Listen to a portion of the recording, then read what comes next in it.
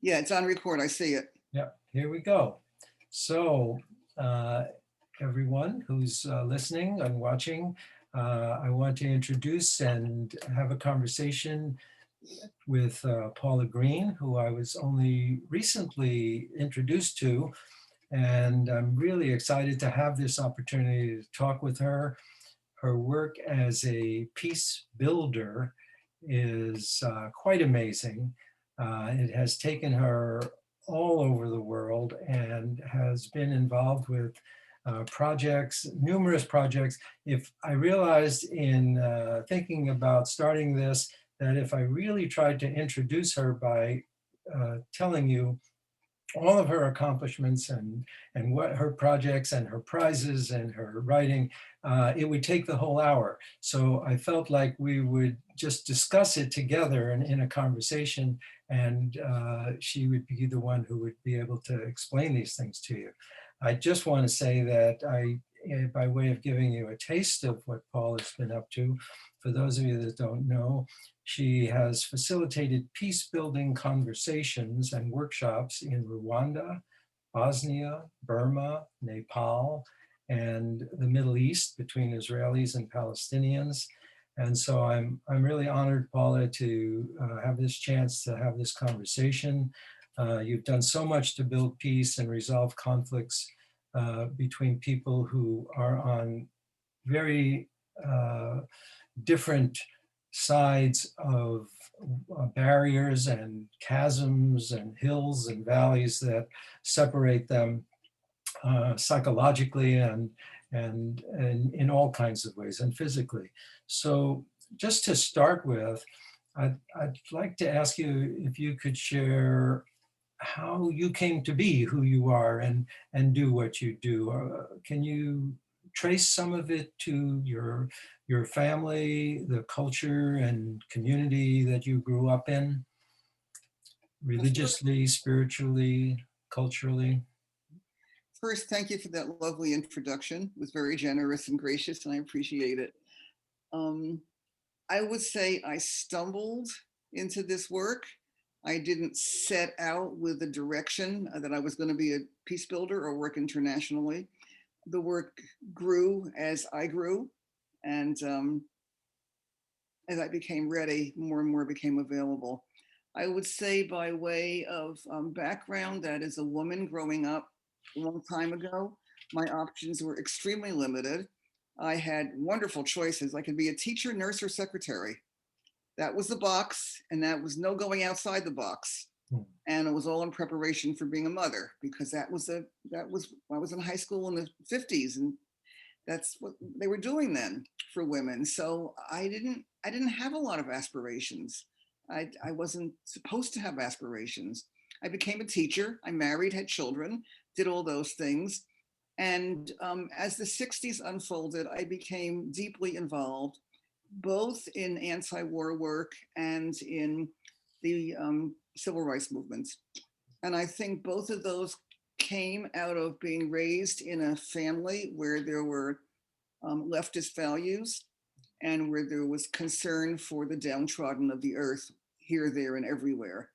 So I didn't have to struggle to gain those values as many people did who were raised in very conservative families, but I surprised myself by how deeply involved I became very early in both those movements. I felt instinctively that war was not the answer to our issues, and certainly the Vietnam War was a disaster on every level possible.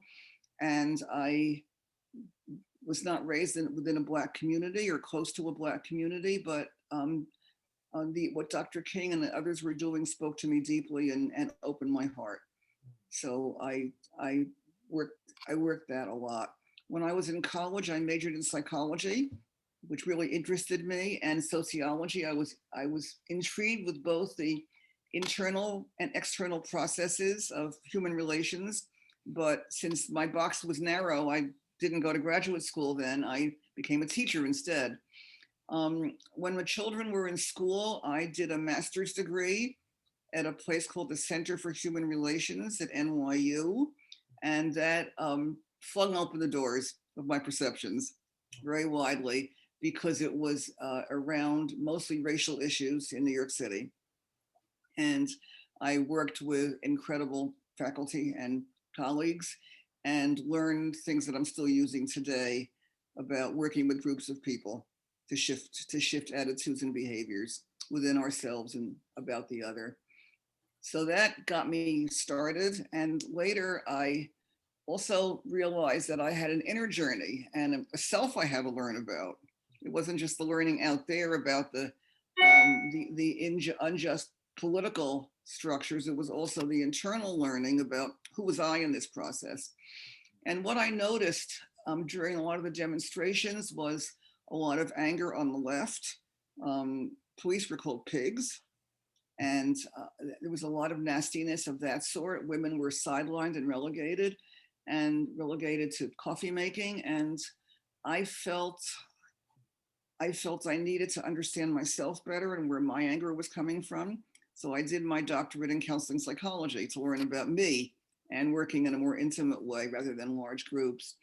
And that became my life. I had the activist self and I had the therapist self.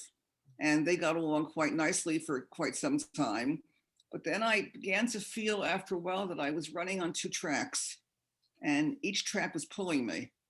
And I wanted to find a way that I could combine those two tracks, both my interest in individual change and my interest in social, political change, economic change. And I didn't know quite how that was going to happen. By then I was living in New England and I was on the board of a couple of national and international peace organizations. Which ones were you involved with, Paula? Which groups? I was involved with the Fellowship of Reconciliation, which was headquartered in New York State. I was on the board. I was actually vice chair of the board there for some time. And through that, I became involved in the international network of Fellowship of Reconciliation. They had a big international program called IFOR. And it was through them, through going overseas with them, that I met people doing training around nonviolence and social change. And I thought, oh, my heart's there. This is really who I am and what I want to do. So I began learning with them, taking myself to places around the world where they were doing teachings and developing my skills in that way. I was also involved in Buddhist meditation at that point and was on the board of an organization called the International Network of Engaged Buddhists in Thailand. And through that, I had my first experience in Burma, now Myanmar, long time ago, 40 years ago. And all of that guided me. No, I wonderful. became having what the inner and the outer, people trajectory. Changes. That was mine, you know, that Right. happens to many people in the middle of our lives. Our careers go one way and they shift a little bit, and mine did. And then my husband and I decided that we would never have a sabbatical since we were not full-time academics. And so we created one for ourselves and went to Asia for a year. And we spent half a year in South Asia and half in Southeast Asia.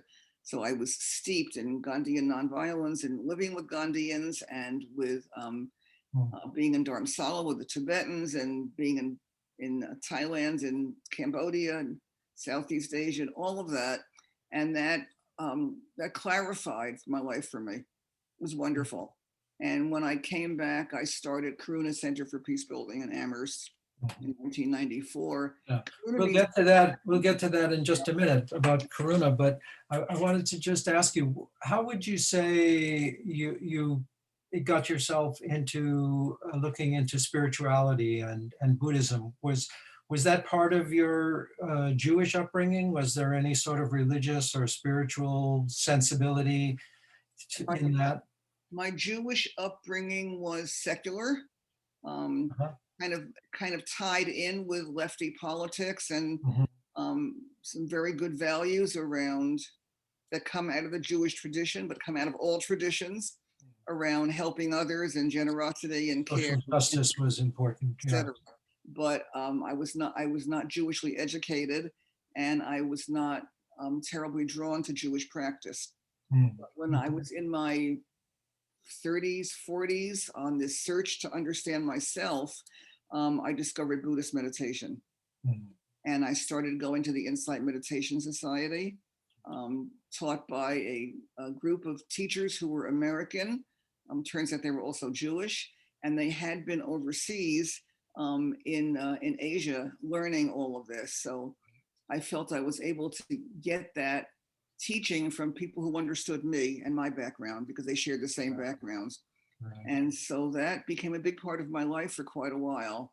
And it was like therapy, another way of knowing myself. It's an inner journey. And it was a very important journey for me. And I would say that whatever developed there shows up in my work all the time. Yeah. So that was Yeah, my I noticed that one of the quotes from you on your website is, "It's time to let go of the notion that we are independent individuals and disconnected nations." That sounds like it easily come out of a Buddhist yes, orientation and yes, it's influence. I would say things are sprinkled with Buddhism for me Uh-huh, all the way through. I don't call myself a Buddhist. uh-huh. It's not how I feel myself, but I have practiced and I've learned tremendously from the tradition. And certainly notions of interdependence Mm. or, come from that, and the compassion, so much of it. But as I said, I think these are available in many different spiritual paths. It happened to be the one that spoke to me at that time. Yeah. Yeah, you've received quite a few awards for the work that you do. The first ever prize for U.S. peacebuilding, an award from the Alliance for Peacebuilding. You've received an award, Outstanding Human Rights Activist, Psychology of Peace and Justice Award from the Psychologist for Social Responsibility. There's also one I wanted to just ask you about, the Dalai Lama Award for the Unsung Hero of Compassion.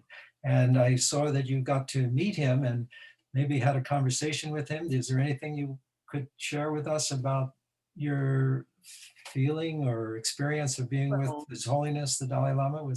I mean, of all the awards one could imagine getting in the world for a person like me, this was miraculous and a tremendous honor.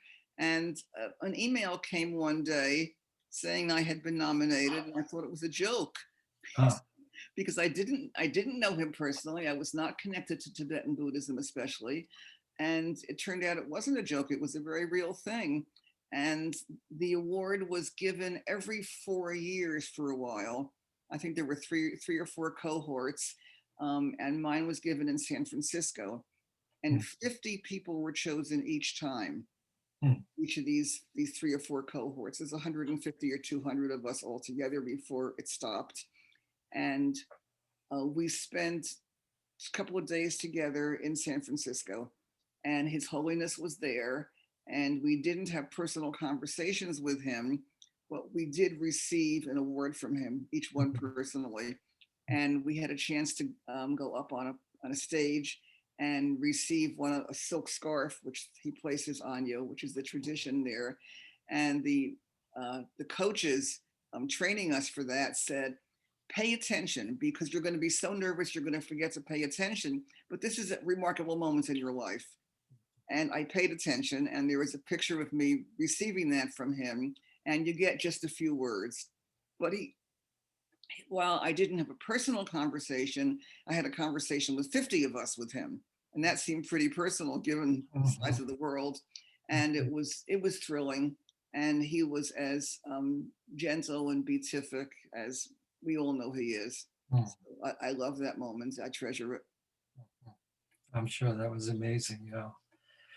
You authored a kind of a book. It's online and it's free and available on your website. Just a shout out for anybody that wants to check it out. It's called Peace Building in Divided Communities, the Karuna Center's Approach to Training. And it's really a guidebook for peace builders. Is there anything you want to say about that? Yes.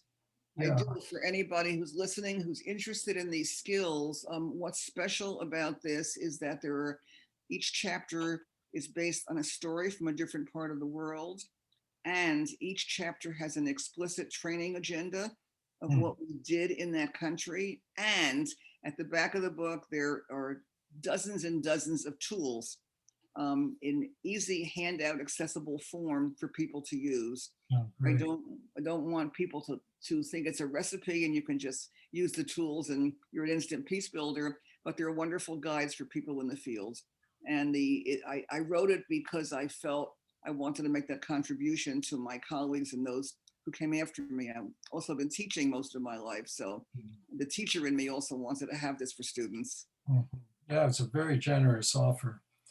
And it comes from your experiences in places like Yugoslavia and Rwanda and Burma and all these different places that you've actually done that hands-on work and trained people. So there are people practicing. And you established the Karuna Center. Mm-hmm. So, and now the Karuna Center is carrying on. It says there's a second generation of leaders and skilled teachers that are going to these different parts of the world where there's violence and conflicts. Tell us something about the Karuna Center. Well, first, the word karuna means compassion, Hmm. and it comes from Pali, the language Buddha's time. And I chose it because I started it right after coming back from a year in Asia. And because the work that I do is based on the compassion that I feel for the suffering that people endure. And in my understanding, life has a lot of suffering all by itself, and adding war and violence to it is extra. And we can't escape the suffering of old age, illness, and death, but we can escape the suffering of war and violence by learning to behave in collaborative ways with each other. So Karuna felt like the right name to me. And it started very small and modestly. It was in the extra bedroom in my house. There was no office, no staff. Hmm. But I had this vision because I had been trained with people from the International Fellowship of Reconciliation that that I and people like me had skills to offer for others in countries around the world that were attempting to recover from war. And we built slowly, and now it's a thriving organization. It's now 27 years old, and the person who was my assistant became the director when I stepped down.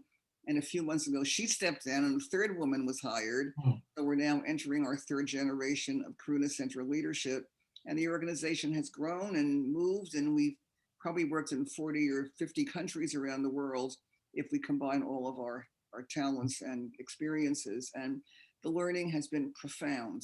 Hmm. And I also, at the same time, was asked to be a professor at the School for International Training in Brattleboro, Vermont, which is about an hour from where I live in Western Massachusetts.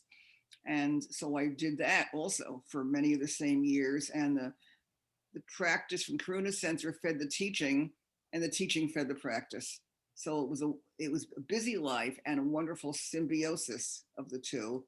And in the School for International Training program, I developed a 3-week intensive training for peace builders, and people I met in the field from Karuna Center, I would then invite to come take an intensive 3-week training one summer.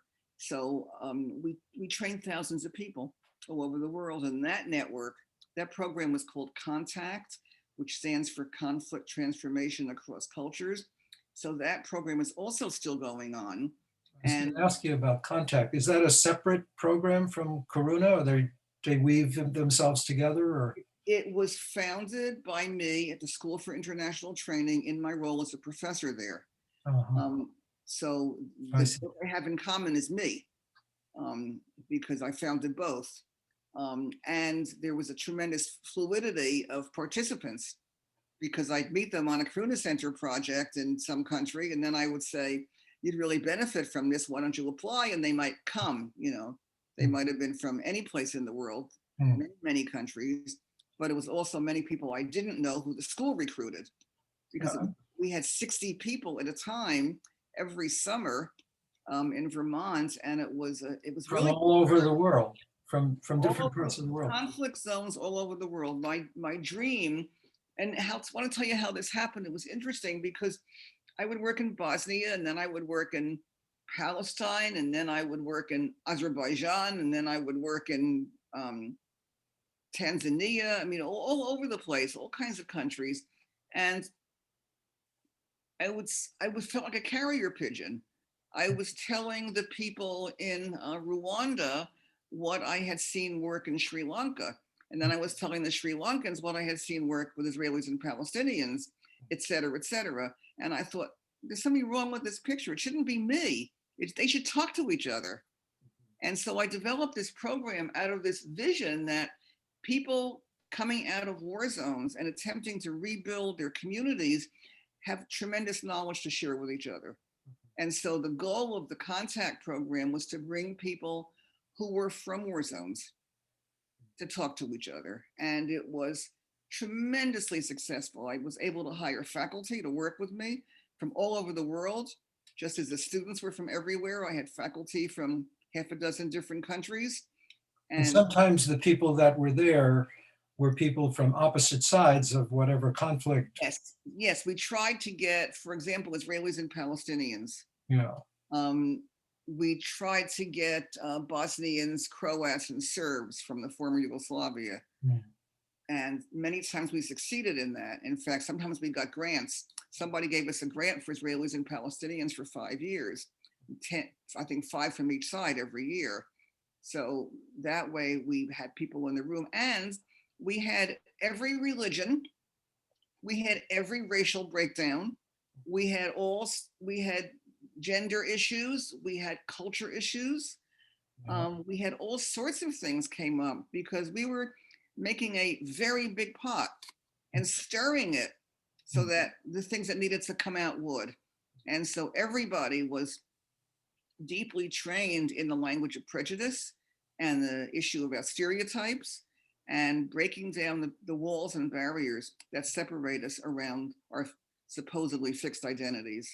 I'm interested to know, how does it start? Like, how does a white person, go to Tanzania, wherever you, Burma, these places, and begin to teach skills to people? How do you build that initial trust where you can find people that are willing then to work with you and learn these things from you? I would say, Alan, the shortest answer to that is with absolute humility. You know, how one goes in matters, and who one thinks one is matters in this. And if I fancy myself some sort of a savior or a noblesse oblige person, I'm not going to get any place. But if I consider myself a fellow explorer and learner with others, and here are some skills that I've learned, what are the skills that you've learned, we have a much better chance at it. And also, we never, in Karuna Center, never went into a country without an invitation. This didn't come from us. I would have someone from Rwanda who heard about us, who called. I see. So there are people already there who are interested and eager to learn these things and work with you. They organized. So they were the conduit to introduce me. But I think it would be really inappropriate for me as an American to make up a program for another country that I know nothing about and have never been to. So everything happened by invitation. And once, for example, I went to Burma, now Myanmar, for the first time, a long time ago. And then I made connections. And then later people would say, well, would you come and do this or help us think about that? And I had students who were in these various countries working, and they would say, would you come work with the Armenians and the Azeris, or come to the Republic of Georgia? I mean, it was all kinds of places, some very well known and some lesser known. Or for example, we worked in Bosnia, and then the Macedonians heard about us. We went to Macedonia, and then we went to Kosovo, because they were all part of Yugoslavia at one time, and they were connected. So in many ways, but it was always with an invitation. And so I didn't do the organizing. I went as someone who would be facilitating a group of people that they found and they brought together and they arranged for. So my job was as an educator. Their job was an organizer. And now you have trained people who can also be invited to these places and do that kind of work that you had been doing. Yeah. And they're So, everywhere, Alan. And because of the internet, people stay in touch. yeah, And I hear from people 20 years later. right. Sometimes they want a recommendation because they want to do a doctorate or something. And Mhm. sometimes it's a catch up on what they've been doing, but they're everywhere. And that's my legacy, is those living beings who are out there doing the work, and they're in their communities and other communities. And they also were, at least before COVID, were consulting all over the world. So at a certain point, uh, not that long ago, you turned your attention to this country, and you created or part of creating something that you call Hands Across the Hills. Mhm. And that's how originally I'd heard about you, because I'm somewhat involved with a parallel organization called Braver Angels that works also about depolarizing. But you say there are many paths to influence the trajectory of where we're going at this fragile moment in US history. One path is this one, sitting face to understand each other's concerns and perceptions. Meeting each other, we overcome our separateness and co-create a new reality. I believe the project offers hope in a time of national despair. So tell us a little bit about Hands Across the Hills. I'd be And I happy. tell people about it, they go, "What? Really? It I'd works? be It happy. happens?" Yeah. Well, I've never really abandoned the US because I was teaching here all this time, and my graduate students were mostly American, although it was mixed. And I had worked earlier in New York when I still lived in that area, doing street work, and I was always involved in social change work here, but I never did a big formal dialogue program here. And in 2015, I had been teaching at the School for International Training for 20 years, and I thought, well, 20 is a nice round number. I'm going to let go and hire a successor, which I did. And I had already turned my Karuna Center work over to a successor. So I didn't know what I was going to do next. I knew I wasn't going to so-called retire, but I didn't know what was going to happen. And then the Trump phenomenon happened. And that determined this next chapter of my life. Right after the election, the little town that I live in, which is quite progressive, um, a number of us organized the town members to get together and talk about the outcome of the election and our feelings. And so we called a meeting in the town library, and about 60 people came, which was a good number for a tiny town. And we formed into committees, and one of them was to bridge divides. And I became the chair of that committee because that's been my life work. And we assumed we would bridge divides right in our town, or at least in the next town, or the next town. And we sought partners, and we didn't find any. I think the election was very raw, and people were terrified that we would be a bunch of liberal head bashers and not treat them well, and why sign up for something like that. So we did not succeed, and our project was just simmering along quietly when one of our members found an article written by a man named Ben Fink in an online journal. And Ben is not from Kentucky, but he was doing community organizing there. And he had mentioned the word dialogue in his article. And so my colleague wrote, and we started exploring.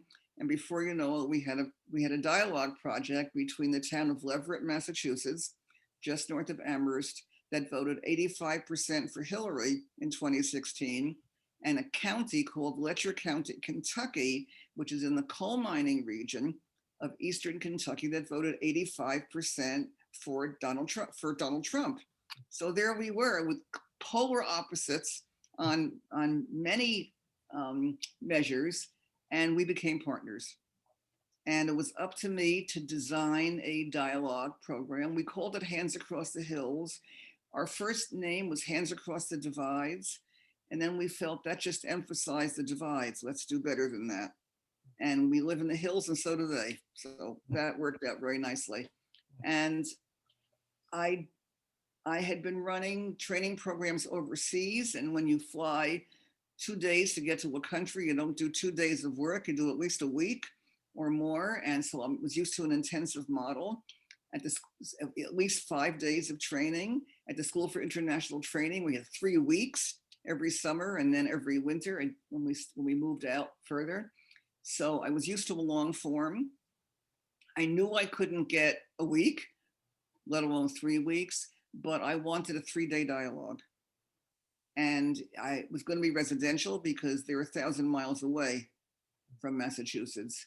And I wanted homestays because I go for intimacy in order to reach transformative changes. And a homestay is a very intimate experience. And so we designed a 3-day dialogue training. And we asked the Kentuckians what they wanted first, and they wanted to come here first. They didn't trust us one bit. We're strangers, we're anti-Trumpies, we're Yankees, we're an academic community. It's very different. So they didn't have much trust in us, and they didn't want us to come there and make them feel bad. They decided to come here. So they came here. We met Ben in the spring of 2016, just when Trump started, and we went there in the fall. 2017, rather. We went there in the fall of 2017. Trump started in the winter of 2017. And we had 3 intense days here. And I was the main facilitator.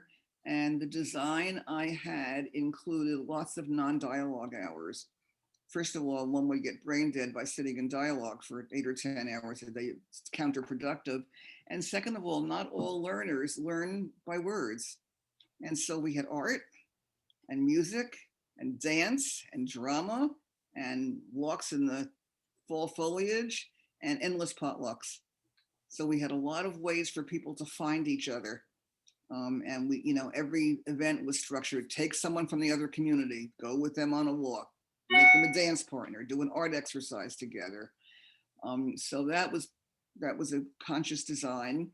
And we had 3 days of dialogue.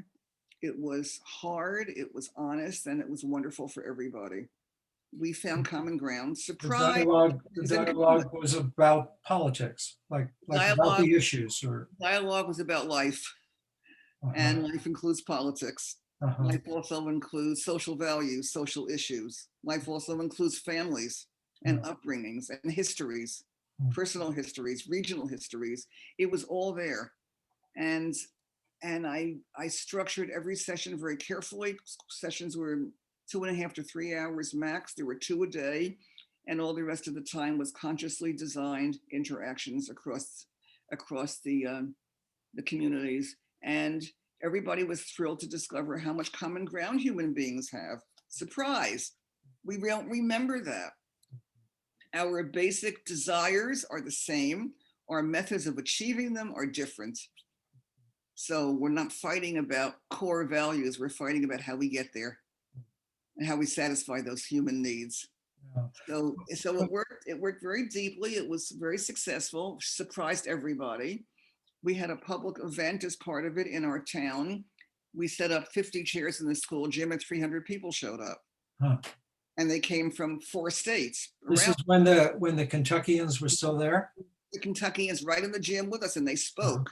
And they spoke, and they got cheers from hundreds of progressives, which brought us all to tears. It was so beautiful. So they felt welcomed. They felt safe in a community where they expected to feel unsafe.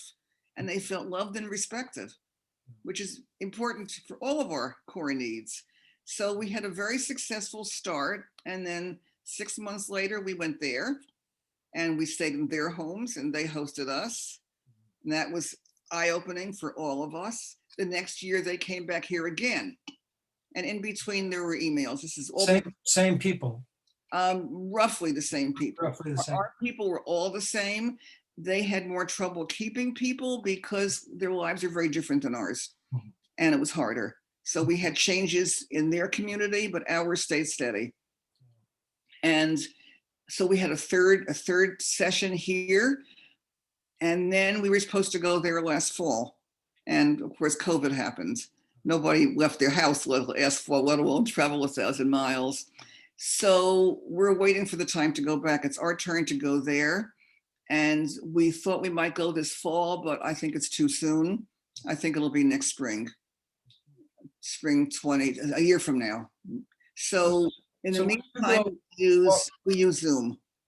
Paula, when you go to Bosnia or even the Middle Mhm. East, perhaps, you're a neutral person who moderates and facilitates exchanges between two conflicting parties, much like a therapist does. Yeah. Now, you have a lifelong history of being involved in progressive issues and anti-war, and I'm sure you were anti-Trump, or at least pro the other side.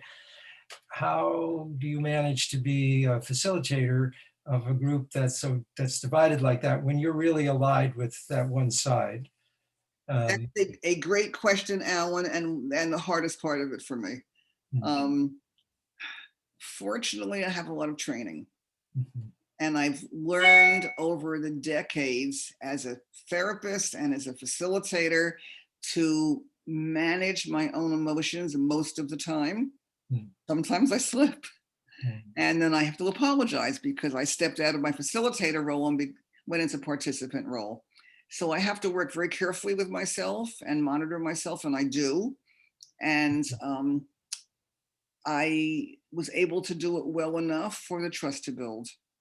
It doesn't mean issues don't arise, because issues arise all the time, but I've been able to do it well enough. And I don't really think anybody's neutral. I think neutral's for cars and not for people. I just don't think, I think we're too passionate human beings, but I've learned to use the word multi-partial. And I love that because it means that I'm partial to you and I'm also partial to you. I hear you, I understand you, I hold you, and I also hold you, and I hold you equally. And this has, whether it's a couple in a marriage or whether it's two communities after war, I have to hold them all. And that's my job, is to hold this container for people to find each other. And I take that task very seriously. I feel like I'm the holder of this environment, the creator of this environment, and it's up to the people with my, if I ask the right questions, to find their way to each other. And so that helps me to be multi-partial and not to take sides. I'm strong anti-war person, and I go into communities where one side has committed war, but the people in the room didn't start the war. They may have participated in it, but I didn't get Milosevic in the room, or any Tudjman or any other world leader who started a conflict, a major war. And I have to remember that. And I also have learned so much from this project about how people get caught up in the sweep of history, and how each of us, including all of our Kentucky colleagues, is larger than who they voted for. That we're each a complex set of histories and geographies and psychologies and sociologies that are within us that make us who we are and how we vote. And my job is not to blame anybody for that, but to foster understanding. That's beautiful.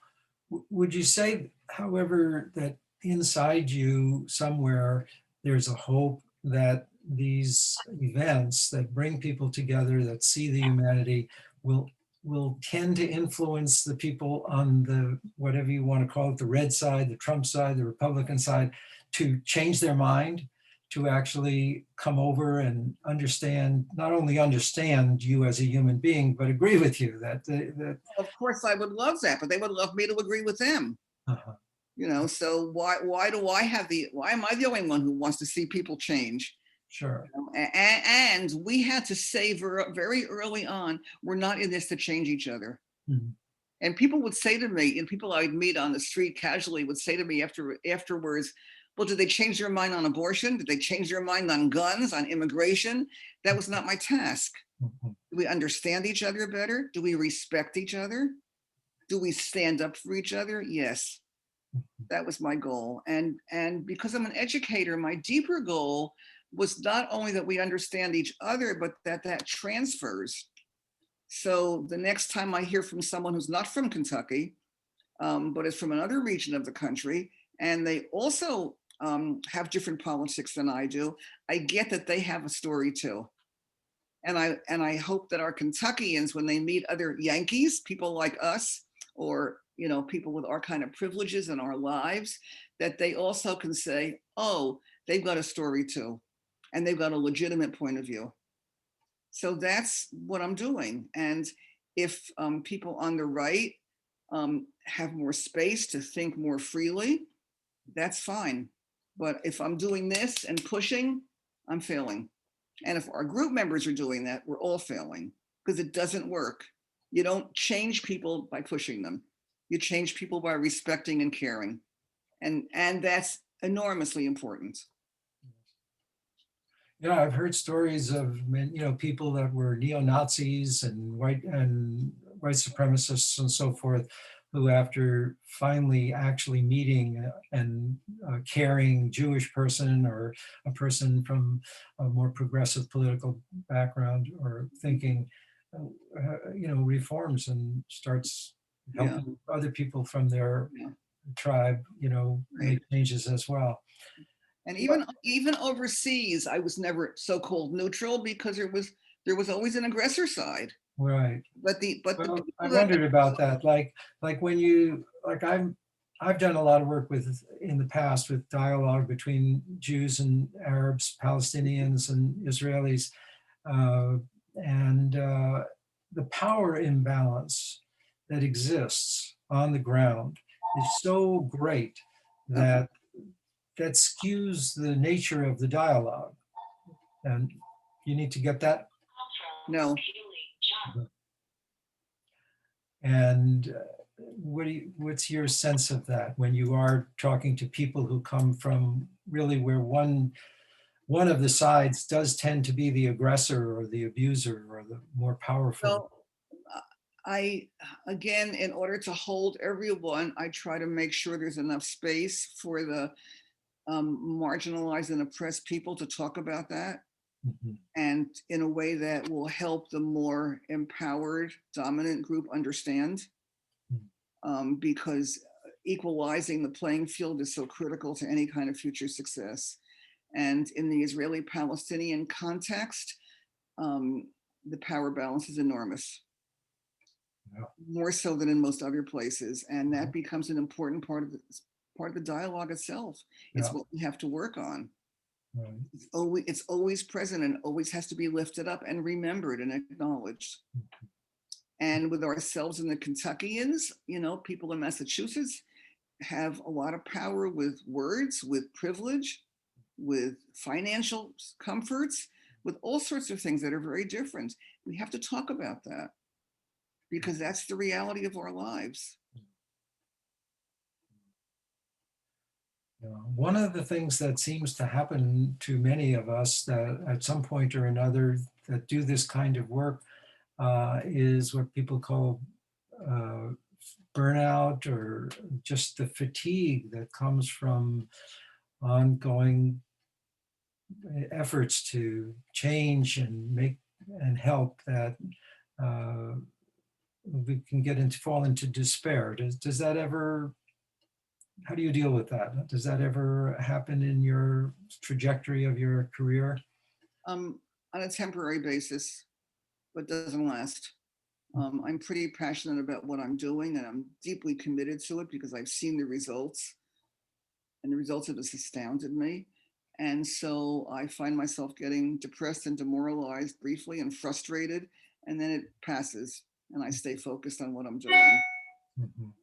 You know, one can always choose the half empty or half full perspective on these things. And I try to stay, although I can despair internally in my work, I try to stay focused on the half full and let's inch that up a little bit.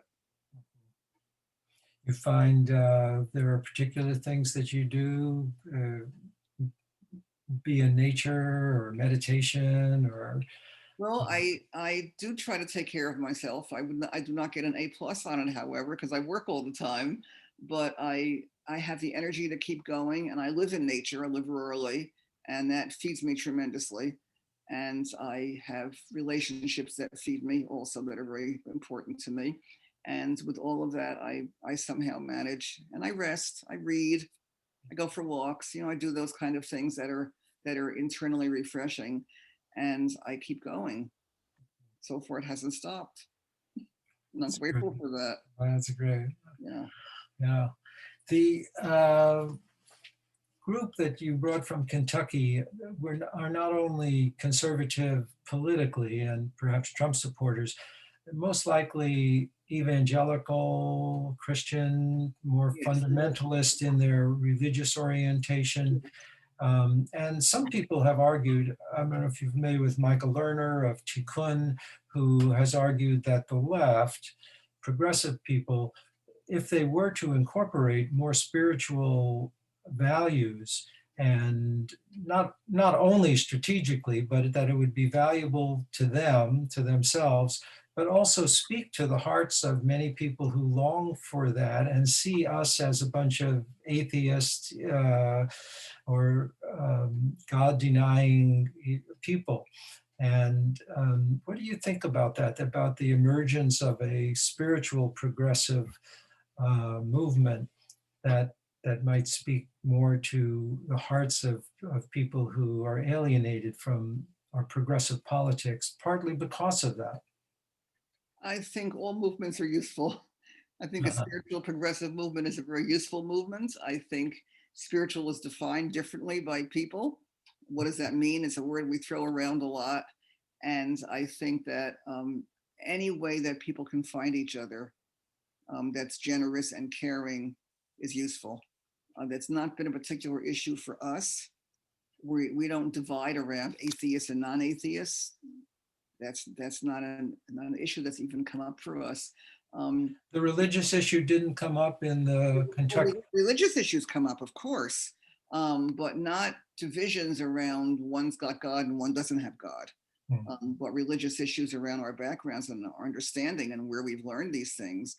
And their differences are very strong from ours because it is a very different kind of religion in Eastern Kentucky than what we're used to. And the pastors have a lot of influence over people. So we've learned a lot about that, but that's not what we struggle with. We do struggle with things that they might recommend to their congregations that we don't agree with, but that's for us again to listen to, not to change, to understand where they get their information and understand where their pastors get their information and how it's transmitted. So it's all part of learning and understanding, but it's not a conflict. And when their views or the views of someone are directly antagonistic to a group of people, gays or Jews or blacks, or that there's really a belief that there's a demeaning, less than kind of status for those people. We talk about that all the time because that goes both ways. It goes any old way. People demean others who think differently and who behave differently.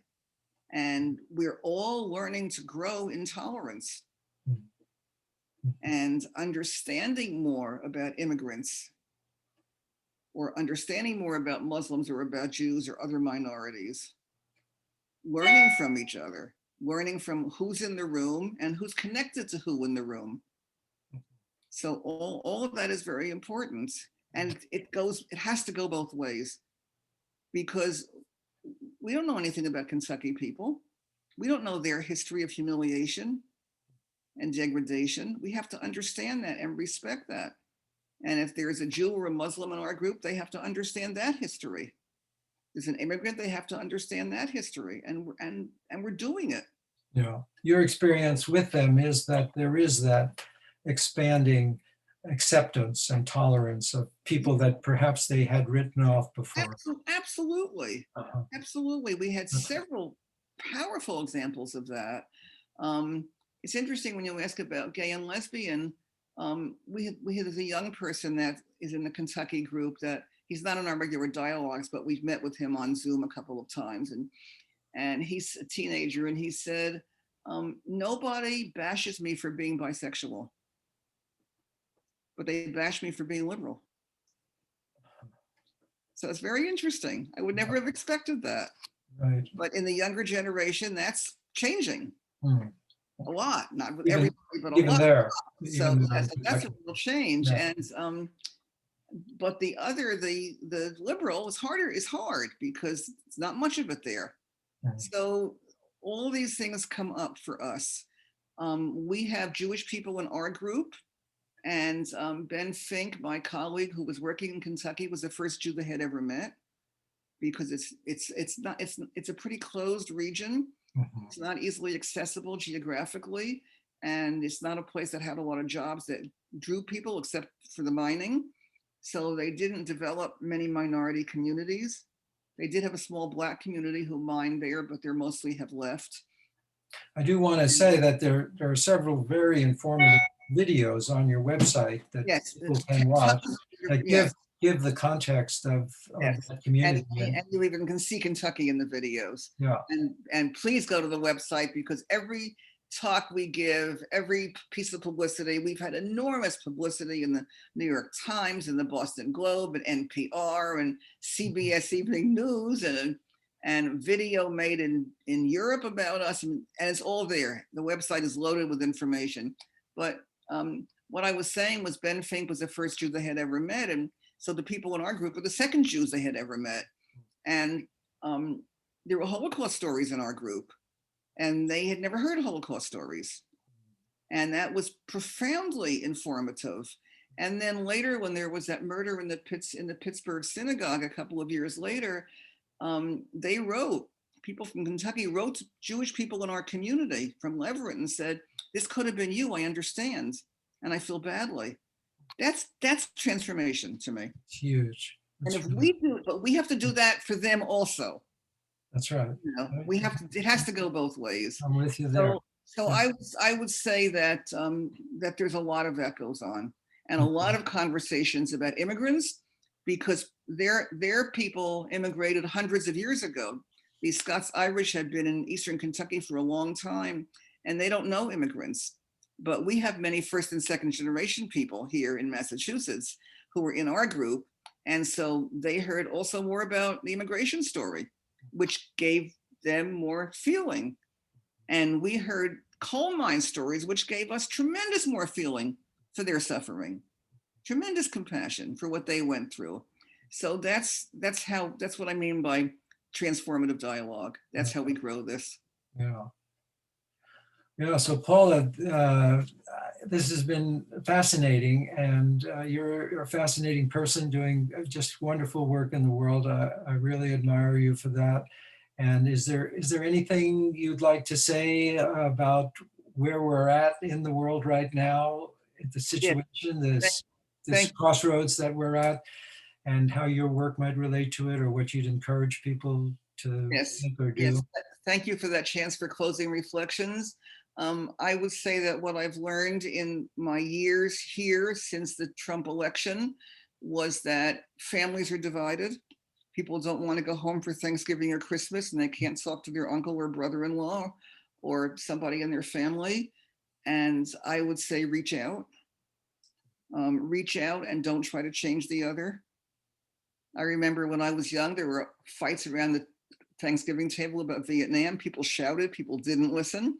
And I know that's true now around current politics. And I would say speak less and listen more. Learn to ask questions that are not accusations or blame, like why did you vote for him?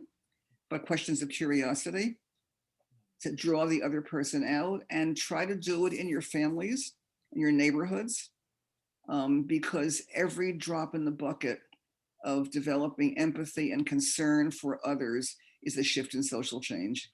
And it's wonderful to be in dialogue groups, but you can also begin right at home and learn the art of listening and responding gently without trying to change.